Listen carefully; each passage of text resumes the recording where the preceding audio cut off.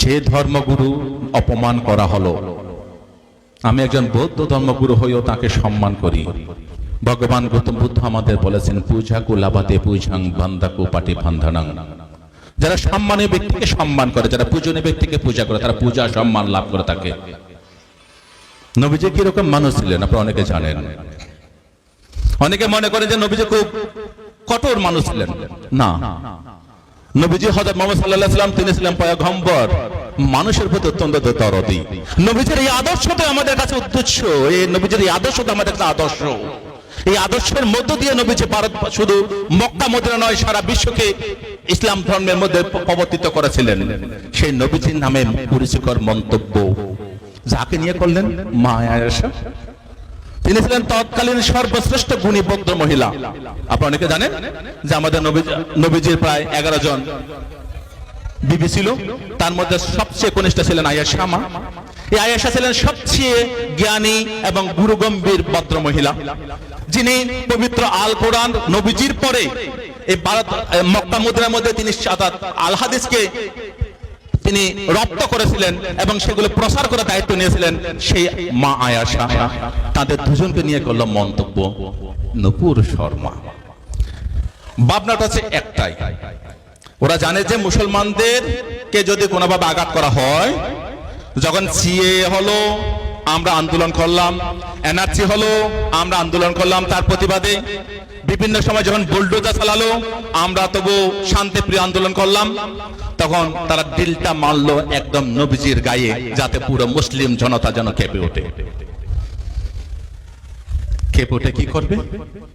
তাদের একটাই লক্ষ্য, হিন্দুদের থেকে মুসলিমদের আলাদা করো, হিন্দু ভাইদের থেকে মুসলিমদের সম্পর্কে একটা বিরূপ প্রতিক্রিয়া সৃষ্টি করা, বিরূপ মনোভাব তৈরি করো, যাতে হিন্দু মুসলিমের মধ্যে একটা বিভাজন রেখা তৈরি হয়। কিন্তু এই বাংলায় দেখাতে পারে, এখানে কোনো বিভাজনের দেখা হতে পারে না। এই বাংলা সম্প্রীতির বাংলা, এই বাংলা হিন্দু মুসলিম বৌদ্ধ খ্রিস্টান জৈন শিখ সকল ধর্মের আদর্শের বাংলা। এই বাংলায় আমরা কোনোদিন এরকম বিবাদ মানব না, মানতে পারি না। আমরা সবাই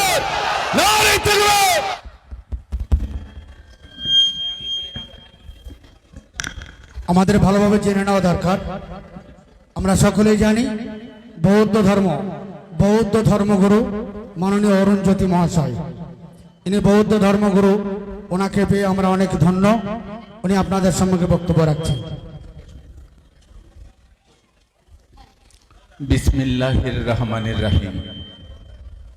আপনাদের সকলকে পশ্চিমবঙ্গ সরকারের সংখ্যালঘু কমিশনের পক্ষ থেকে এবং বৌদ্ধ ধর্মের পক্ষ থেকে আন্তরিক অভিনন্দন জ্ঞাপন করছি। আমি আন্তরিকভাবে কৃতজ্ঞতা জ্ঞাপন করছি মিনাখা ব্লক 2 উলেমা পরিষদের সকল মাননীয় নেতৃবৃন্দ, এই এলাকার যিনি জননেতা তাজউদ্দিন মোল্লা সাহেব, আমার ভাই গিয়াসউদ্দিন সাহেব, শফিকুল ইসলাম সাহেব, যারা আজকে আমাকে যথেষ্ট সম্মান দিয়ে এই মঞ্চে নিয়ে আসলেন, তাদের সকলকে আমি কৃতজ্ঞতা জ্ঞাপন করছি।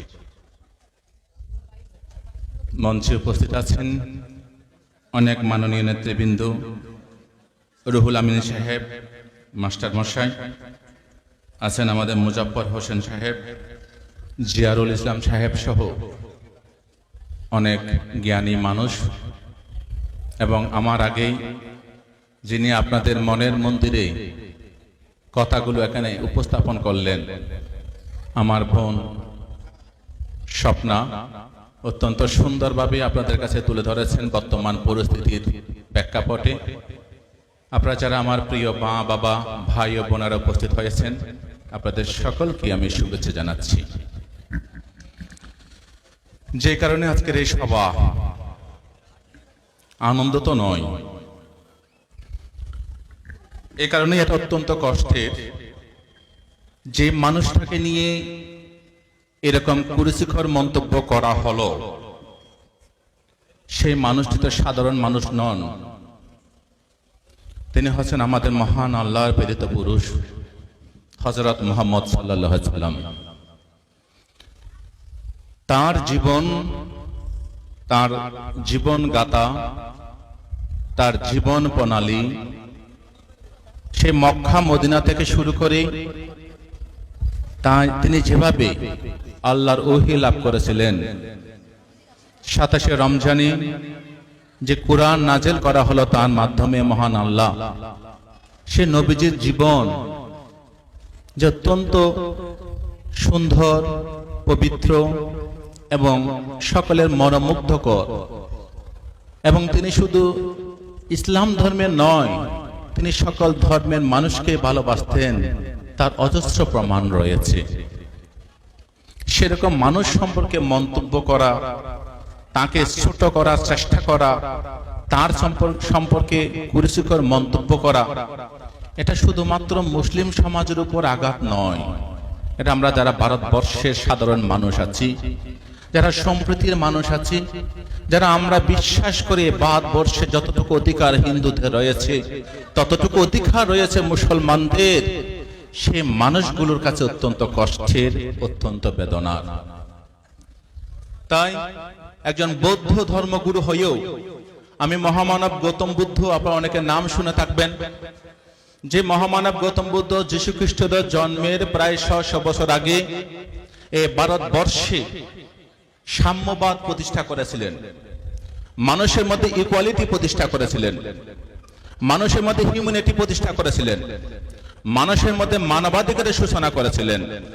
সে ভগবান গৌতম বুদ্ধের একজন আমি শিষ্য, যে বুদ্ধ বলে গেছিলেন অহিংসা পরম ধর্ম। এই অহিংসা পরম ধর্মের আদর্শ আমরা যুগে যুগে দেখতে পাই সকল মানুষের মধ্যে। তাই নবীজি কিরকম মানুষ ছিলেন যদি আপনারা যদি একটু সবাই জানেন, যারা এখানে আছেন আমার থেকে অনেকে আল কোরআন সম্পর্কে ভালো জানেন, অনেকে পবিত্র হাদিস সম্পর্কে ভালো জানেন। আমিও কখনো কখনো এই আল হাদিস আল কোরআন একটু নাড়াচাড়া করে একটু পড়াশোনা করার চেষ্টা করি। আপনারা জেনে সুখী হবেন যে আমরা বিশ্বাস করি, প্রথমে আমি আপনাদের প্রত্যেককে, যারা আমাদের সংখ্যালঘু সম্প্রদায়ের মানুষ আছেন, প্রত্যেকে আন্তরিক ধন্যবাদ, কৃতজ্ঞতা জ্ঞাপন করব। যে বুলডোজার বর্তমানে উত্তরপ্রদেশে চলছে, দিল্লিতে চলছে, মধ্যপ্রদেশে চলছে, সেই বুলডোজার এ বাংলায়ও চলতো যদি আপনারা সেই ভুল করে ফেলতেন। আপনারা ভুল করেননি, আপনারা সাম্প্রদায়িক শক্তিকে হটাবার জন্য বাংলার মা মাটি মানুষকে ক্ষমতা এনেছেন, তার জন্য আপনাদের সকলকে আন্তরিক কৃতজ্ঞতা জ্ঞাপন করছি। আমাদের এই ভারতবর্ষে 29টা রাজ্য রয়েছে, 29টা রাজ্যের 29 জন মুখ্যমন্ত্রী রয়েছেন। একজন মুখ্যমন্ত্রীও কোনদিন নূপুর শর্মার বিরুদ্ধে, নবীন জিন্দালের বিরুদ্ধে একটা বিবৃতি দেননি, এক্সেপ্ট বাংলার মুখ্যমন্ত্রী মমতা ব্যানার্জি। তিনি বলেছিলেন যে এই নূপুর শর্মাকে অবিলম্বে অ্যারেস্ট করে শাস্তি দিতে হবে।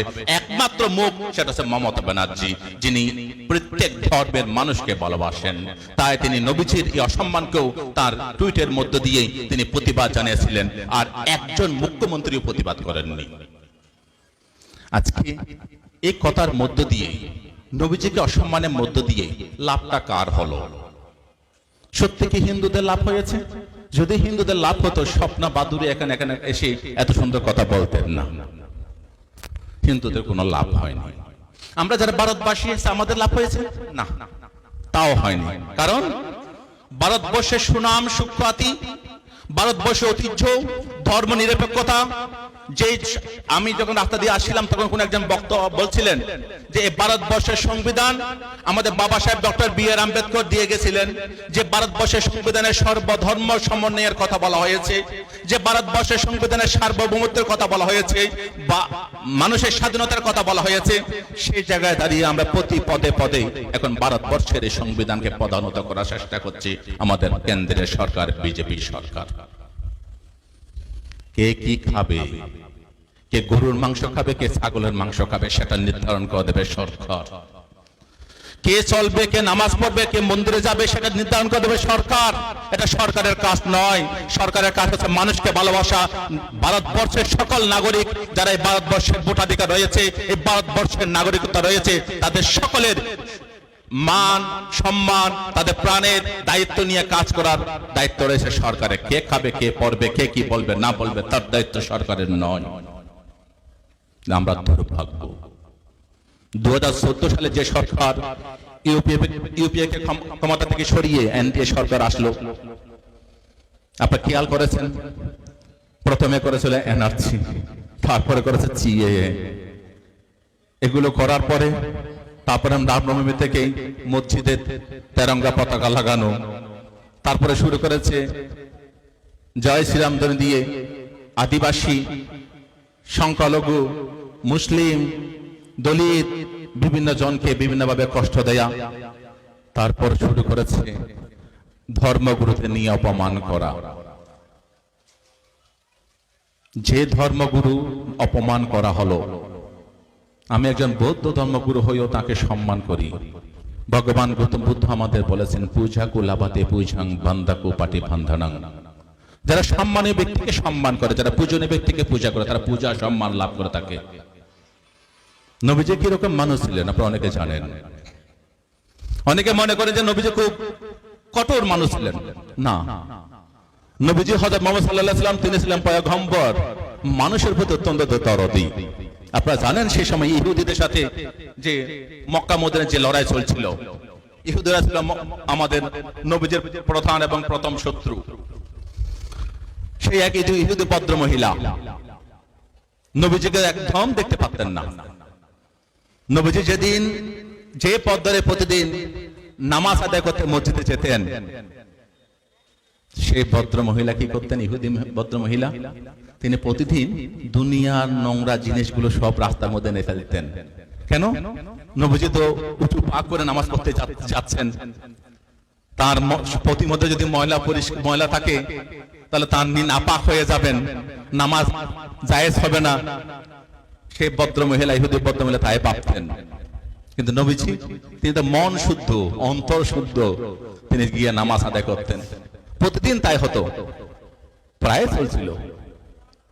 একদিন নবীজি যখন যাচ্ছেন, দেখলেন যে সেই জায়গার মধ্যে কোনো ময়লা নেই, রাস্তা পরিষ্কার।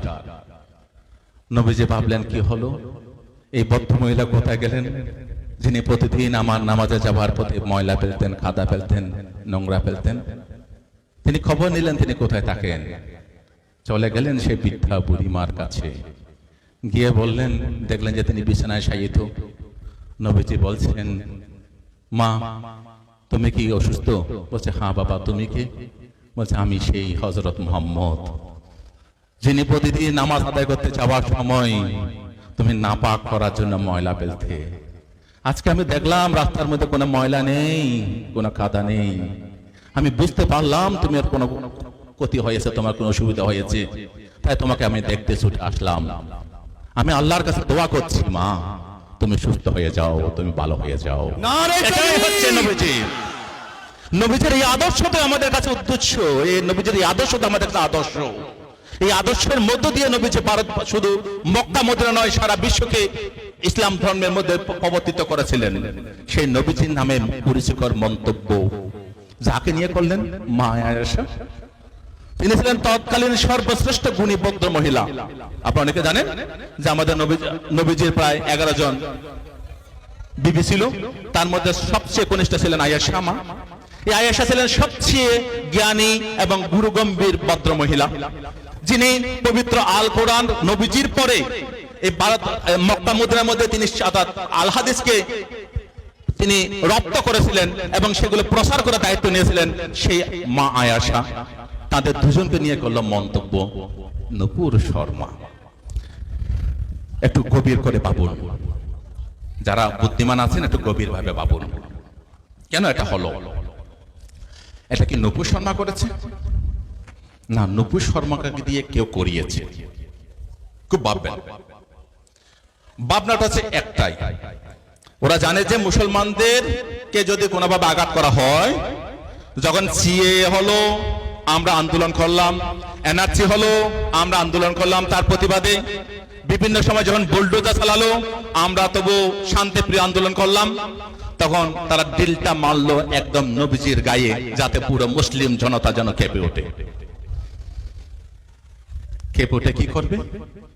তাদের একটাই লক্ষ্য, হিন্দুদের থেকে মুসলিমদের আলাদা করো, হিন্দু ভাইদের থেকে মুসলিমদের সম্পর্কে একটা বিরূপ প্রতিক্রিয়া সৃষ্টি করা, বিরূপ মনোভাব তৈরি করো, যাতে হিন্দু মুসলিমের মধ্যে একটা বিভাজন রেখা তৈরি হয়। কিন্তু এই বাংলায় দেখাতে পারে, এখানে কোনো বিভাজনের দেখা হতে পারে না। এই বাংলা সম্প্রীতির বাংলা, এই বাংলা হিন্দু মুসলিম বৌদ্ধ খ্রিস্টান জৈন শিখ সকল ধর্মের আদর্শের বাংলা। এই বাংলায় আমরা কোনোদিন এরকম বিবাদ মানবো না, মানতে পারি না। আমরা সবাই এক আছি, এক থাকবো। আজকে এই নুপুর শর্মা বলুন, এই সিএএ বলুন, এই এনআরসি বলুন, এইসব আন্দোলন আজকে স্বপ্ন বাদুরীকে তৈরি করে। এইসব আন্দোলন অরুণজ্যোতি ভিক্ষুকে এরকম মুসলিম সমাজে নিয়ে আসে। আমি আসার আগেই আজকে ধর্মতলা রানী রাসমণি রোডে আমাদের জমিয়তুল উলামা হিন্দের প্রায় 2 লক্ষ মানুষের সমাবেশ ছিল। সেখানে আমরা মিটিং করে এখানে আসলাম। তো এই আন্দোলন আপনাদেরকে অবশ্যই করতে হবে। এটা কিন্তু শেষ নয় মুসলিম ভাই বোনেরা, এটা কিন্তু শেষ নয়। এরপর আরো বড় আঘাত আসবে, এরপর আরো বড় আঘাত আমাদের জন্য অপেক্ষা করছে, খেয়াল রাখবেন। কিন্তু কখনো কোন অবস্থায় যারা নবীজিকে ভালোবাসেন, যারা আল হাদিসকে ভালোবাসেন, যারা আল কোরআনকে ভালোবাসেন, তারা কখনো আইন হাতে তুলে নেবেন না। শান্তিভাবে, শান্তিপ্রিয়ভাবে আন্দোলন করবেন। কখনো ভাববেন না যে আপনাদের থেকে যারা গাড়ি করে যাচ্ছে সেই মানুষগুলো আলাদা। তারা ভাববেন সবাই আল্লাহর প্রেরিত পুরুষ, তারা আমাদের ভাই। তাই কোন গাড়ি ভাঙা, কোন থানাতে আগুন দেওয়া, কোন গাড়িতে আগুন দেওয়া, এই কাজ কখনো করতে যাবেন না। আপনারা এখানে আছেন, যারা আজকে এখানে প্রায় কয়েক হাজার মানুষ আছেন, আপনারা প্রত্যেকে এক একজন আল্লাহর মেসেঞ্জার হন, নবীজির মেসেঞ্জার হন, আল হাদিসের মেসেঞ্জার হন, আল কোরআনের মেসেঞ্জার হন। আমাদের একটাই লক্ষ্য, আমাদের নবীজির বিরুদ্ধে যে আন্দোলন, যে কুরুচিকর মন্তব্য হয়েছে, আমরা তার অবশ্যই প্রতিবাদ করব, তাকে আমরা ধিক্কার জানাবো, তার জন্য আমরা বিক্ষোভ করব। যতক্ষণ নুপুর শর্মা এবং নবীন জিন্দাল গ্রেফতার না হবে, ততক্ষণ আমাদের আন্দোলন শান্তিপ্রিয়ভাবে সারা বাংলা নয়, সারা ভারতবর্ষে নয়, সারা বিশ্বের মধ্যে চলছে, এই আন্দোলন চলবে। কিন্তু ভাইয়েরা সবসময় মাথা রাখবেন যে আমরা কখনো অশান্ত হব না, আমরা কখনো ভাঙচুরের রাস্তায় যাব না। সেই দিন যখন আসবে তখন ডাক আসবে, যেদিন জিহাদ ঘোষণা হবে সেদিন নামবেন। এখন নয়, এখন সময় নয়। আমাদেরকে মাথায় রাখবেন যে আমাদের হিন্দু মুসলিমদের মধ্যে আলাদা বিভাজন রেখা তৈরি করে 2024 ইলেকশন জেতার পায় তারা করছে এই সরকার। 2024 ইলেকশন যখন সামনে আসছে, তখন এইরকম কাণ্ডগুলো ঘটায়। আপনারা খেয়াল করবেন, প্রতিবার ইলেকশন আগে এরকম কাণ্ড ঘটাবে। হিন্দু মুসলিম আলাদা করে হিন্দু ভোটগুলোকে একটা করার চেষ্টা করবে। তাই আপনারা সবসময় চেষ্টা করবেন। নবীজি কি করতেন? আপনাদের আজকে নবীজির জন্য আমরা গলা ফাটাচ্ছি, সেই নবীজি কিরকম মানুষ ছিলেন? তিনি কি করতেন? তার রাস্তায় যখন কাঁটা ফেলা হতো, তিনি কাঁটা বিশেষ সরিয়ে দিতেন। তিনি কারো রাস্তায় কোনোদিন কাঁটা হয়ে দাঁড়াননি। তিনি কি বলেছেন? তিনি বলেছেন যে তোমার প্রতিবেশী, তিনি ইহুদি হতে পারে, তিনি কুরাইশ হতে পারে, তিনি নন মুসলিম হতে পারে, কিন্তু তোমার প্রতিবেশী যদি নাকিয়ে ঘুমিয়ে থাকে, তুমি যদি খাও, সেটা তোমার জায়েজ হবে না। কত বড় কথা যে তুমি তোমার প্রতিবেশীকে ভালোবাসো, তোমার প্রতিবেশীর প্রতি তুমি সম্মান করো। এই রকম কথাগুলো নবীজির মুখ থেকে বেরিয়েছিল। আপনারা জানেন, একদিন এক ইহুদির লাশ নিয়ে যাওয়া হচ্ছিল। হযরত মুহাম্মদ সাল্লাল্লাহু আলাইহি ওয়াসাল্লাম তিনি দেখতে পেলেন যে একটা লাশ যাচ্ছে। নবীজি সরে দাঁড়ালেন, তাকে তার জন্য আল্লাহর কাছে দোয়া করলেন। তখন তার যারা সখী ছিল, যারা সহচর ছিল, তারা বলছেন, নবীজি, হযরত মুহাম্মদ আপনি এটা কি করছেন? এতে বিধর্মী, এতে বিধর্মীর লাশ, আপনি বিধর্মীর জন্য এটা কেন করছেন? তখন নবীজি বলেছিলেন যে এই একজন মানুষ, একজন মানুষ হিসেবে তার মঙ্গল কামনা করা, দোয়া করা আমার কর্তব্য। আমি সেই দোয়া করছি। তিনি হতে পারে ইহুদি, তিনি হতে পারে নন মুসলিম। তো সেই রকম আমাদের নবীজির প্রতি যদি অসম্মান করা হয়, কুরুচিকর মন্তব্য করা হয়, তাহলে আমরা কখনো চুপ থাকতে পারি না। এটাই মাথা রাখবেন। এই বাংলায় আমরা হিন্দু মুসলিম বৌদ্ধ খ্রিস্টান জৈন শিখ আমরা একতাবদ্ধ হয়ে আছি, একতাবদ্ধ হয়ে থাকবো। আমরা এই যে আপনার গত বছর এবং এই বছর পরপর 3 বছর আমরা আমার টালিগঞ্জ বুদ্ধ মন্দিরে রমজান মাসে আমি রোজার ব্যবস্থা করেছি। এই বছর 2 বার করেছি। অর্থাৎ ইফতার যারা করেছে, রোজাদার রেখেছে, তাদের ইফতার খাইয়েছি আমি।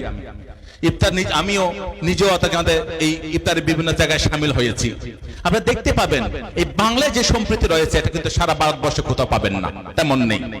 বাংলায় একটাই মুখ আছে। আপনারা যে পার্টি করুন, কেউ আইএসএফ করতে পারেন, কেউ সিপিএম করতে পারেন, কেউ কংগ্রেস করতে পারেন, কেউ বা তৃণমূল নাও করতে পারেন, কিন্তু বাংলার যে নেত্রী একটা রয়েছেন, ভাগিনী একটা রয়েছেন, সেটা হচ্ছে মমতা ব্যানার্জি, যিনি নিজের অন্তর থেকে লড়াই করে বাংলাকে যেমন জয় করেছেন, ভারতবর্ষকে জয় করার জন্য কাজ করছেন, এবং এই বাংলায় শান্তি সম্প্রীতি হিন্দু মুসলিম যেন ভাগাভাগি না হয় তার জন্য কাজ করে যাচ্ছেন। অন্তত তার প্রতি দায়িত্ব প্রয়ণ হয়ে আপনারা কখনো ভাঙচুরের রাস্তায় যাবেন না, কখনো আপনারা কারো ক্ষতি করার চেষ্টা করবেন না। নবীজিকে ভালোবেসে নবীজির আদর্শের মানুষ যারা আমরা, আমাদেরকে সবাইকে নিয়ে একত্র হয়ে একতাবদ্ধ হয়ে আমাদেরকে কাজ করতে হবে। তাহলে দেখবেন আল্লাহ তাআলা আমাদের সকলকে দোয়া করবেন। আমাদের যে আবদার, আমাদের যে আবেদন, আমাদের যে প্রার্থনা, সেটা আল্লাহ তাআলা ইনশাআল্লাহ কায়েম করে দেবেন। আপনারা সকলে সেইভাবে তৈরি থাকবেন যে এইরকম সম্প্রীতি, ভালোবাসা, প্রেম, এগুলোর মধ্য দিয়ে আমরা মানুষকে জয় করব। ভগবান গৌতম বুদ্ধ তাই বলেছিলেন, আক্ষুদে না চিনে কোথাং অসাধুং সাধুনা চিনে জিনে কাদারিয়াং দানে না সাচ্ছে না আলিকা বাদে না। যে ভগবান গৌতম বুদ্ধ বলছে, হিংসা দ্বারা হিংসাকে জয় করা যায় না, ভালোবাসা প্রেম মধ্য দিয়ে হিংসাকে জয় করতে হয়। আসুন নূপুর শর্মা এবং নবীন জিন্দালকে তাদের এই গুরুতর অপকর্মের জন্য আমরা আল্লাহর কাছে দোয়া করব, ভগবান গৌতম বুদ্ধের কাছে প্রার্থনা করব, আমরা শ্রী শ্রী রামকৃষ্ণ দেবের কাছে আমরা উপাসনা করব, যাতে এই বাংলা তথা এই ভারতবর্ষে এবং বিশ্বের মধ্যে কোন ধর্মগুরু যেন অসম্মান অপমান না হয়। আজকে দেখতে পাচ্ছেন আমেরিকা পর্যন্ত গতকাল ভারত সরকারকে সতর্ক করেছেন যে ধর্ম নিরপেক্ষতা নষ্ট হচ্ছে। হযরত মুহাম্মদ সাল্লাল্লাহু আলাইহি ওয়াসাল্লামকে নিয়ে যে বক্তব্য পেশ করা হয়েছে, সেটা আমেরিকা থেকেও প্রতিবাদ জানানো হয়েছে, চীন থেকেও প্রতিবাদ জানানো হয়েছে। প্রায় 68টি দেশ প্রতিবাদ জানিয়েছেন, শুধু আরব কান্ট্রি নয়। তো এর মধ্য দিয়ে কি হচ্ছে, আমাদের সবার মাথা হেট করে দিচ্ছে এই সরকার, আমাদের সবাইকে মাথা নিচু করে দিচ্ছে। ভারতবর্ষে যে একটা সুনাম, একটা সুযশ, একটা সুখ্যাতি ছিল, এই বিজেপি সরকার সবার মাথা নত করে দিচ্ছে, বিশ্বের কাছে ভারতবাসীর মাথা হেট করে দিচ্ছে। তাদের যে বিভাজন নীতি, তারা যে হিন্দু মুসলিমের নীতি নিয়ে হিন্দুদেরকে তুলে ধরে এটাকে হিন্দুস্তান করার চেষ্টা করছে। আমরা এই ভারতবর্ষকে হিন্দুস্তান চাই না, আমরা এই ভারতবর্ষকে ভারত হিসেবে চাই, ভারতবর্ষ হিসেবে চাই। সেই আবেদন জানিয়ে আমরা নবীজির প্রতি যে অপমান, যে কুরুচিকর মন্তব্য করা হয়েছে, তার তীব্র ধিক্কার জানিয়ে নূপুর শর্মা এবং নবীন জিন্দালের অবিলম্বে গ্রেফতারির দাবি জানিয়ে তাদের দৃষ্টান্তমূলক শাস্তির আবেদন করে আপনাদের সকলকে শান্ত, সম্প্রীতি এবং ঐক্যতা বজায় রেখে বিক্ষোভ প্রদর্শনের আহ্বান জানিয়ে আজকে উলামা পরিষদ মিনাকা ব্লক থেকে যেই বিক্ষোভ সমাবেশ এখানে করা হলো, আমাকে যারা এখানে আসার জন্য আমন্ত্রণ জানিয়েছেন, আমাদের গিয়াসউদ্দিন থেকে তাজউদ্দিন ভাই, আমাদের শফিকুল ইসলাম, তাদের সকলকে আমার কৃতজ্ঞতা জানিয়ে, আপনারা যারা আমার প্রিয় ভাইয়েরা আছেন, বোনেরা আছেন, আপনারা প্রত্যেকেই সম্প্রীতির জন্য কাজ করবেন, শান্তিপ্রিয়ভাবে লড়াই করবেন। যেদিন আমাদের ডাক আসবে সেদিন রাস্তায় নামতে হবে, কিন্তু এখন যদি আমরা রাস্তায় নেমে পড়ি তাহলে 24-এ কিন্তু ওরা জিতে যাবে। ওদের একটা টার্গেট 2024 পার হওয়া, আবার 2024-এ ক্ষমতায় আসা। ক্ষমতা আসতে গেলে বিভাজন করতে হবে। তাই আমাদের সকলকে সতর্ক থাকতে হবে যাতে আমরা যেন কোনো বন্ধুকে না হারাই, কোনো হিন্দু যেন আমাদের থেকে সরে না যায়, কোনো বৌদ্ধ, খ্রিস্টান, জৈন, শিখ তারা যেন মুসলিমদের থেকে সরে না যায়। আমাদের যে মেলবন্ধন, আমাদের যে ঐক্য, আমাদের সম্প্রীতি, সেটা যেন বজায় থাকে, তার অনুরোধ জানিয়ে আমার বক্তব্য শেষ করছি। আমি আল্লাহ তাআলার কাছে প্রার্থনা করি আপনাদের সকলের যে আবেদন, আল্লাহ তাআলা সেটা মকুব করুন, সেটা আমাদের সকলকে দিন, এবং নূপুর শর্মা এবং নবীন জিন্দালের অবিলম্বে গ্রেফতারের দাবি জানিয়ে আমার বক্তব্য শেষ করছি। প্রত্যেকে ভালো থাকবেন।